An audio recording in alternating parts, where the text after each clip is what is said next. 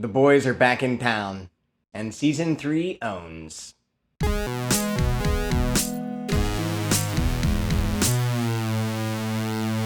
The Boys is an incredibly gory and irreverent show that doesn't go out of its way to appeal to mass audiences.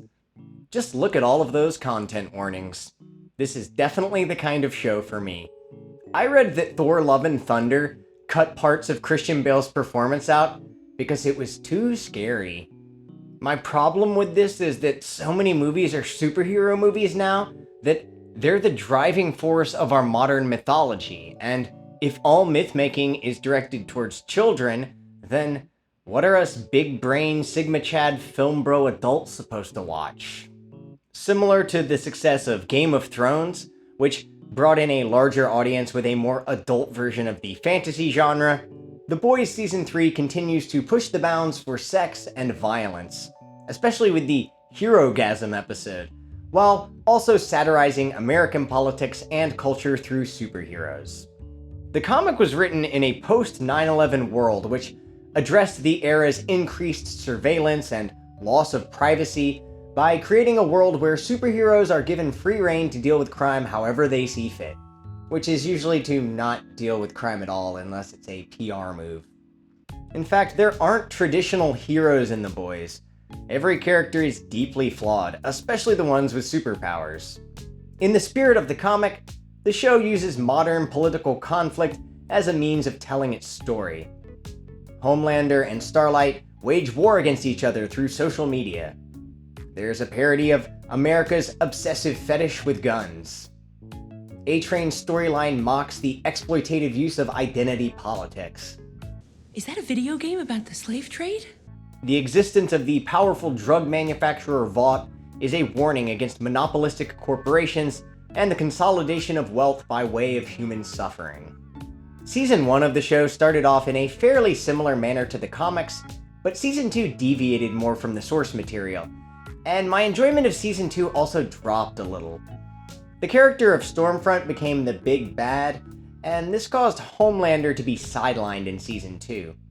Aya Cash fit the character best when she was wisecracking, but when Stormfront was supposed to be menacing and threatening, it just wasn't as believable to me. Her acting style would have suited an entirely comedic character better. Her character is written off quickly in Season 3, and her death becomes another piece in the demented puzzle that is Homelander. The stakes are raised significantly this time around. Homelander is making power plays that center him as a greater villain than Stormfront or Stan Edgar, who dominated Season 2. Antony Starr's Homelander really is the show's standout performance. This isn't to discredit Karl Urban as Butcher, or every single other great performance going on here, but Homelander is the character that captivates the audience. He's like Cersei from Game of Thrones, maybe a little like Joffrey too. He's the man you love to hate. Antony Starr has done an incredible job with this character, giving him just enough humanity where the audience understands why he does the terrible things that he does. I'm not sure if this meme was created ironically or not, but let's just clear the air. Homelander is not an anti-hero. He's a total villain. Butcher is an anti-hero, and Huey is the audience surrogate protagonist. I can understand Soldier Boy being called an anti-hero, but Homelander fantasizes about mass murder. That's a straight-up villain, dude. Butcher is every bit as violent and unstable as Homelander, but wants to tear down the Vought Corporation, while Homelander wants to strengthen it. The Boys is a criticism of capitalism and authoritarianism, as the company Vought is more broadly the antagonist of the show. In Season 3, Homelander takes over Vought, removing any obstacle in his way. He's more unhinged and dangerous than he's ever been. You remember that classic Twilight Zone episode with the kid who could do anything with a single thought, and everyone had to walk on eggshells around him? That's what Homelander reminds me of. There's a level of fear in everyone around him that when someone finally does stand up to him, there's always a lot of tension. He's one of the best modern villains. He blows modern Darth Vader out of the water, because Darth Vader is now a sanitized children's character.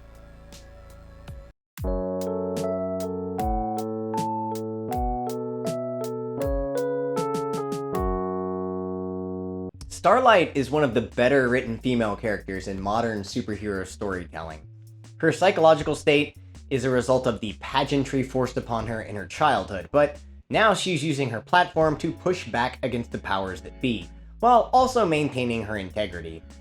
The sincerity of her character makes the female superheroes coming out of DC and Marvel feel very two-dimensional. Starlight's power levels seem seriously insignificant though. In the final episode, she can barely knock Soldier Boy over, even when it looks like she's fully powered. Her strength comes more from her charisma and bravery, as she is one of the few still willing to stand up to Homelander. Huey is pushed aside a little this season, but continues to provide that neurotic comedy element to lighten up the darker themes of the story. He's now working with Victoria Newman, who is revealed to be Stan Edgar's adopted daughter. Victoria Newman betrays Stan Edgar this season, siding with Homelander and changing the power dynamic once again. She eventually shoots up her own daughter with Compound V to protect her, and, in the end of the season, is on the ticket to be Dakota Bob's VP running mate, which is a callback to the comic book, where a Vought plant named Vic the Veep is embedded into the White House. Huey and Butcher are now shooting up Compound V and becoming addicted to the power rush, causing conflict with the other members of the team. In an early arc of the comic, the boys shoot up Compound V and take on a small superhero team, resulting in a scene where Huey accidentally punches through a guy named Blarney Cock, who has a hamster in his butt. Jamie the Butt Hamster makes a fun cameo in the show. In Season 2, we also got a cameo from Butcher's English bulldog named Terror, who is like a member of the team in the comics, where he can attack or hump on command. There was also an early comic storyline where the team visited Russia, which happens here in Season 3 as well, though in the comic they weren't looking for Soldier Boy. In the comic, Soldier Boy is a pretty insignificant character. He's the leader of Payback until Stormfront takes over. It's a metaphor for the rise of neo-Nazism in modern American culture. He's a coward in the comic book, though in the show he's almost the opposite. He's a fearless fighter, but also an egotistical prick. He's somewhere between Homelander and Butcher, another grown man with daddy issues. He refuses to accept his PTSD, so when he's triggered, it always results in a nuclear blast, a parody of both Captain America and the Winter Soldier. Jensen Ackles has the perfect deep voice for this outdated John Wayne-style hero. The footage of Soldier Boy singing Rapture is also pretty funny. The joke about the basic rhyme scheme might be stretched a little thin, but it's a cool callback to Blondie. And you get in your car and you drive real far and you drive all night, then you see a light. Mother's Milk gets his backstory fleshed out a little more this season. It's revealed that, like in the comics, his father was a lawyer who spent his whole life going after Vought, but never got anywhere with it. Unlike the comic, MM has a personal vendetta against Soldier Boy, who caused the death of his grandfather when he was a child, though MM feels responsible still. MM's OCD and Frenchie's drug addiction give these characters personal obstacles in addition to those that they face in the main story. MM struggles to contain his violence in front of his daughter several times, while Todd, the "I've got things I need to show you online" guy, the "do your own research" guy, has been indoctrinating MM's daughter to soup propaganda, providing further conflict. I find MM to be a very relatable character because, like me, he also can't stand the music of Billy Joel. And I've also got a touch of OCD myself. The thing about checking the burners a certain amount of times before leaving the house, yeah, I do that same thing. In the comic, the Legend is the comic book writer who sells superheroes to the public. He creates superhero propaganda and sometimes sleeps with Queen Maeve. He's a sleazy version of Stan Lee. In the show, he's a film producer, so Paul Reiser plays him more like Robert Evans, as he's constantly name-dropping celebrities he's slept with, who nobody around him has heard of. A-Train's side story gets better this season, as he tries to rebrand himself with a Back to Africa look. He tries to use his platform to address police violence against Black Americans, but because nothing A-Train does is sincere, the event backfires, and innocent people end up getting hurt. I'm sorry. Even though conservative culture is parodied with characters such as Blue Hawk and Gunpowder, great satire doesn't choose just one side to make fun of, and The Boys does its share of skewering self-righteous liberals as well.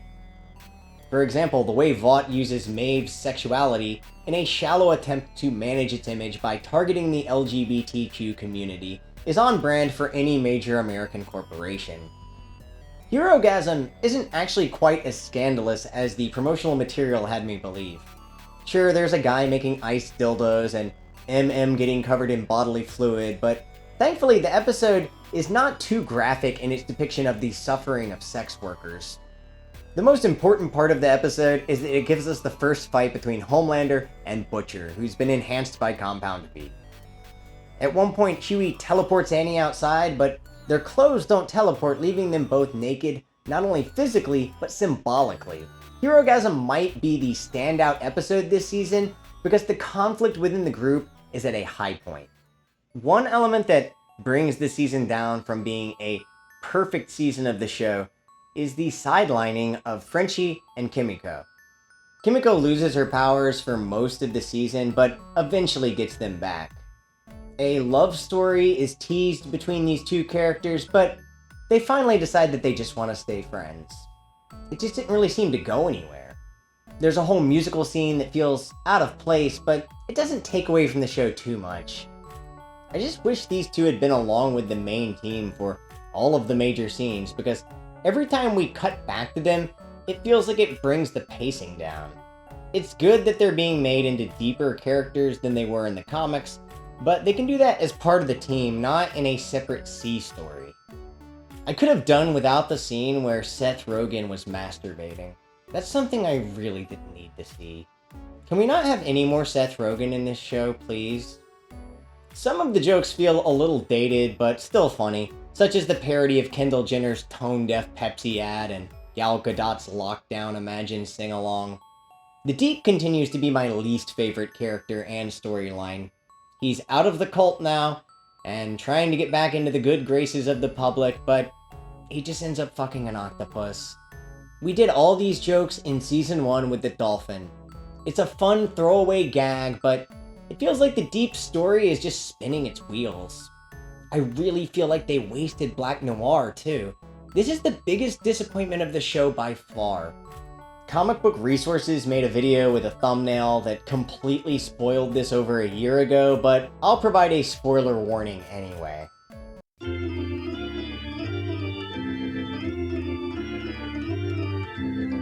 In the comic, Black Noir is revealed in the very end to be a Homelander clone.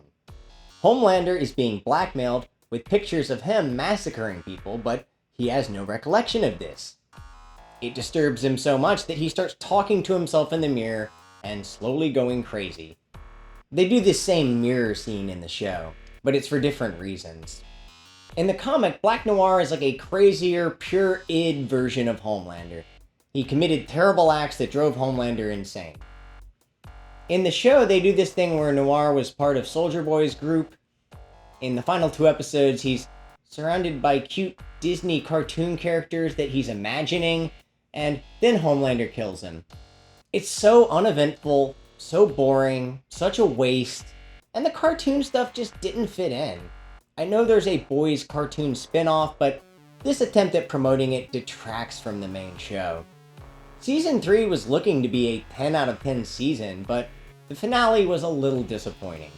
The main reason for me is that Soldier Boy and Maeve have a fake-out death scene. The Boys, like other prestige TV shows such as The Wire and Breaking Bad, should run for no more than 5 seasons. If this is the case, we're right in the middle of the series, hurtling towards a destructive conclusion.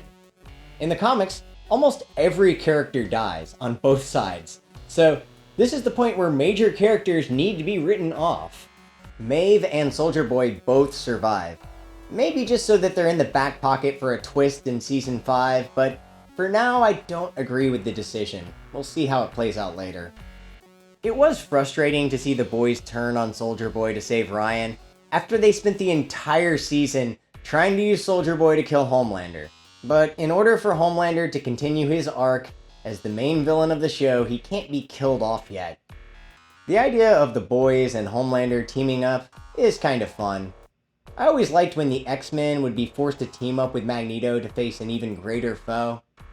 It was always interesting because of the moral gray area involved.